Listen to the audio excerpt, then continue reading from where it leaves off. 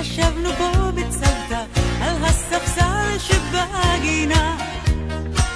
וסבתא שוב חוזרת ושוב היא מספרת מה שהיה לפני המדינה.